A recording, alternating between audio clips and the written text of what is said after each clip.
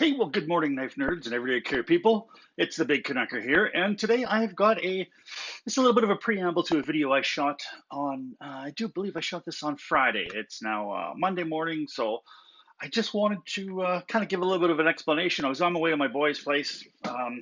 He's had a really rough go of it, and I wanted to give him something that would cheer him up. And he's always asking me about knives and stuff like that. He's actually a third year mechanic apprentice, so he uses his knives as tools, opening up cardboard boxes. And I've given him a Reich knife, and I can't remember. I've given him a couple of knives. Oh, a buck knife. He's got a buck 110 with the 440 HC steel in it. Actually, I gave him the choice. I had the Cabela's version with the S30V, and I had the 440 steel.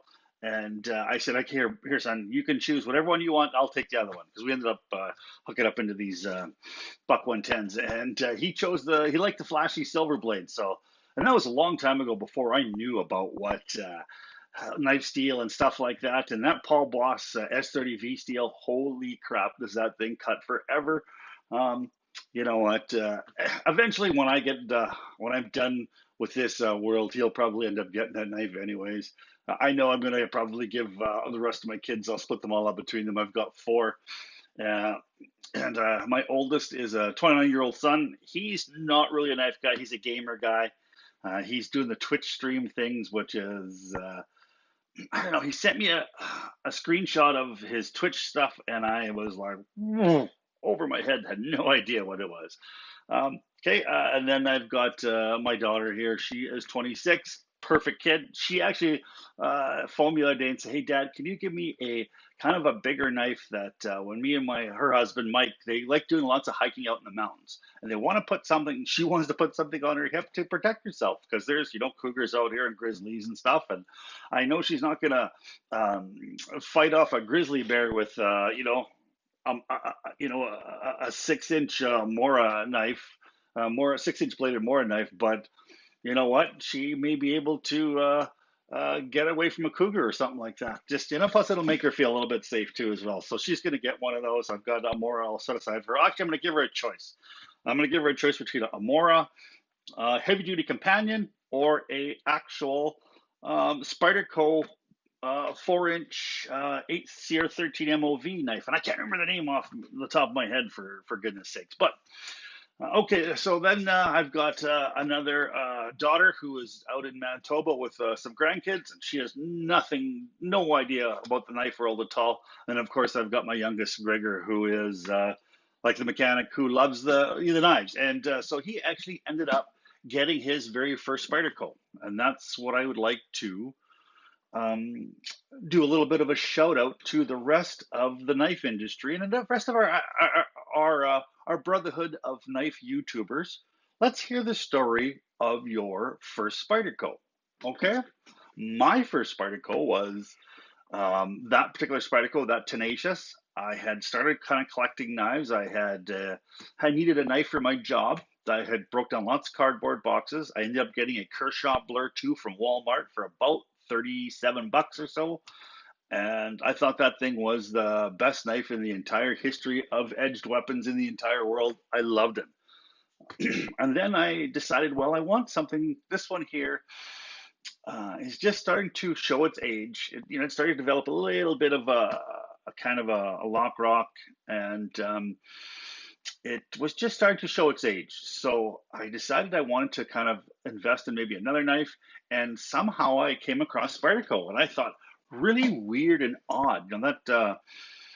That hole opening was something that was really, really foreign to me. I mean, the thumb stud opening, I was like, wow, that's awesome. Flipper tabs and the nail nick. I mean, those things I understood, but that's the first time I ever saw a knife with a hole in the blade like that. And I had all sorts of thoughts like, hey, is it going to make it not very strong? It's also really, really weird. But I did some searching online, and I came across kind of your best bang for your buck.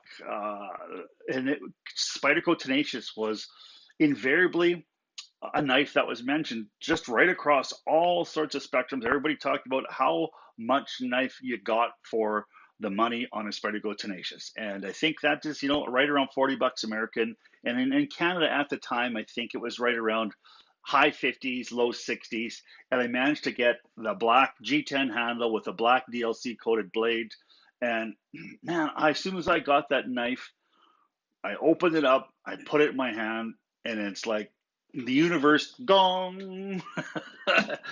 It went off, and it was, oh my goodness. I can see how, a lot of the, yeah, you want to say it's advertising or propaganda or whatever, but Sal Glusser talks about designing a knife from the hand out. Visually, maybe that's not as important sometimes. And you know what? There is some god ugly Spydercos. But when I put that in my hand, oh my goodness, it was so comfortable. And I started cutting with it, and I would flick it open, and I'd do the Spidey flick, I'd do the thumb flick, and I just fell in love with that knife. It was awesome. So that was and then after that, I decided, the Spyderco Resilience, I think is what it is the second one I got, and that's the one I want to give my daughter. And then from there, I ended up splurging, getting a paramilitary too, and I was off and running. That PM2, they talk about it being the kind of the big daddy of EDC. I talk about it, and it is. It is, if you could only have one blade in an everyday carry situation, the paramilitary 2, I think that would be a really, really strong contender. The other one I think is maybe a Benchmade 940. That's the other Grail knife here. Eventually I'll get that. But anyway, so this is a video, just a little bit of maybe a long rambling preamble. This is how my boy got his very first Spyderco. That's how the story of how I got my first Spyderco. And please, a shout out to you guys. Let's hear, let's see how you guys got your first Spyderco. Maybe, a shout out to Patty Potato Peelers across the shuck, Slicey Dicey, Dr. Frankie, Nick Shabazz, all the big guys out there, Pete down from Cedric and Ada. Let's just hear your stories out there on how you got Canadian Cutting Edge up, a fellow Albertan YouTuber. Let's hear how you guys got your very first Spyderco. And so, all right. So, watch the video. Please, at the end of all of it, please give me the thumbs up and the subscription. Really, really appreciate it. Stay safe and have yourself a wonderful day.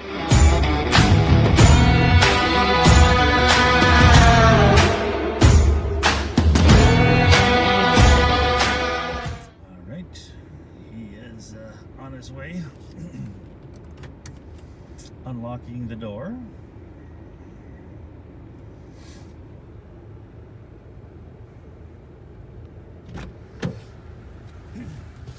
All right, kiddo. Gotta get back here. I'm actually recording you for my YouTube channel, and I know you've been having a rough time, and I just thought I'd give you a little gift here. It's actually... No. Yes, it is. What? That's my very first Spyderco, was a Spyderco Tenacious, and I just think every guy should have a Spyderco in their pocket, and just wants to let you know that I love you, and I just hope you enjoy this. I can retire the other work knife. I was just explaining how you beat the hell out of this Reich knife. And I put some edges on it, so there you go, kiddo. I love you. Fucking A. Thank you. I love you too. Thank you.